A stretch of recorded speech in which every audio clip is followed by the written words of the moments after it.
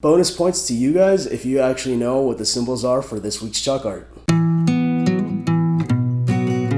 Hey guys, Ray Pahar from Get Crafty Crafty, and today I'm going to show you guys how to take Sharpie markers and turn them into alcohol inks. Alcohol inks are a really cool type of ink that when you apply it to certain surfaces, it creates a really cool watercolor effect, and depending on the type of ink that you get, it's actually permanent. These are really fun to play with, but I know they actually are pretty hard to find depending on where you actually live. But today I'm going to show you guys how to make a DIY version using some Sharpie markers and a few other household ingredients. Let's go ahead and get started with today's project. The items that you'll need for today's project include Sharpie markers, capped off containers to hold your ink, an X-Acto blade, rubbing alcohol, pliers, or something to help you open up your markers, butcher paper to protect your surface, and disposable gloves. First, you want to roll out your butcher paper. I'm going to be using twice the amount of butcher paper that I usually do, just because I want to make sure that my surface is completely protected from any kind of leaks from the Sharpie markers. For this project, since we are going to be working with rubbing alcohol and Sharpie markers, you want to make sure that you're working in a well-ventilated area. If at any time you actually feel kind of dizzy, take a break from this project, open up the window, or take a step outside to get some fresh air. You also want to make sure that your hands are protected from any of the inks and dyes. Make sure you're wearing either any type of latex or disposable gloves. To take the ink from your Sharpie marker, you're going to take off the cap, and then carefully using your pliers, you're going to carefully just wiggle off the cap from the base of your Sharpie marker. If you need the help or supervision from an adult using pliers, make sure you ask for it. To ensure that you're getting the most amount of ink from your Sharpie marker, you're going to carefully take either a pair of scissors or your X-Acto blade, and you're just going to cut open the inky pad of the Sharpie marker. Make sure you've opened it up all the way so that the foamy side on the inside of your marker is completely exposed. If you're using an old Sharpie and you notice that the inside of your Sharpie marker is a little too dry, go ahead and cut open a second Sharpie marker.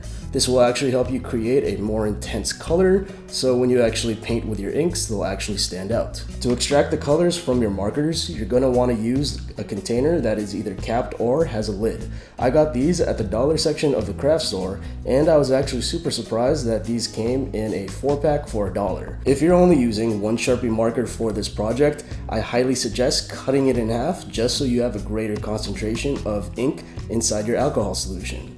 Place this inside your container and then add enough alcohol just so that it can be filled up and your marker is soaking inside your solution.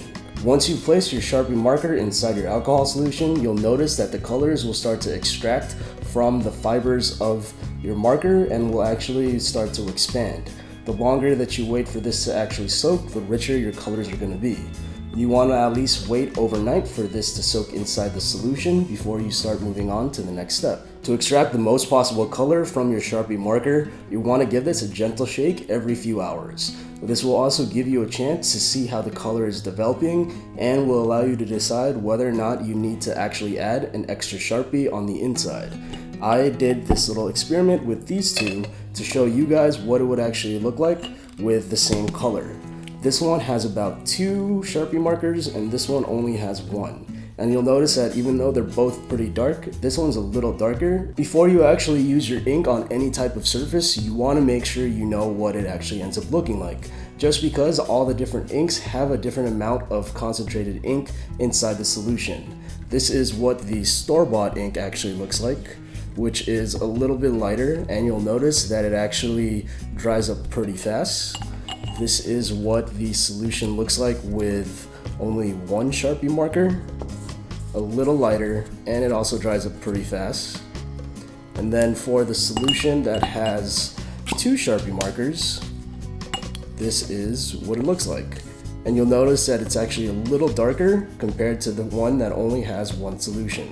But these two are lighter compared to the store-bought ink. So make sure you know what your ink actually looks like before you apply it onto any surface. I went ahead and made a bunch of inks ahead of time just so that I could show you guys how they would actually react to paper. The cool thing about alcohol inks is that you're able to actually apply them onto your paper, and because they dry so fast, they won't warp the paper and they actually make a really cool watercolor effect. You can blend them really easily on your paper, and when you actually apply them, they dry super fast and you don't really have to worry about having to wait too long for them to actually dry. This is a really cool project that you can actually use to teach kids and other people how colors can shade and blend in. Since the colors actually are able to be soaked into the paper and dry up pretty fast, you won't really have to worry too much about it getting everywhere. But the only offset to it is you actually do have to worry about the ink potentially staining any of your surfaces. So when you are doing this, make sure you're working over a protected surface. As I mentioned before, different inks have different concentrations of pigment, and each one will actually react a little differently compared to a store-bought version or a version that has one or two markers. I went ahead and did that project to show you guys how each ink will actually react to each piece of paper. This is the store-bought version and this is the homemade version.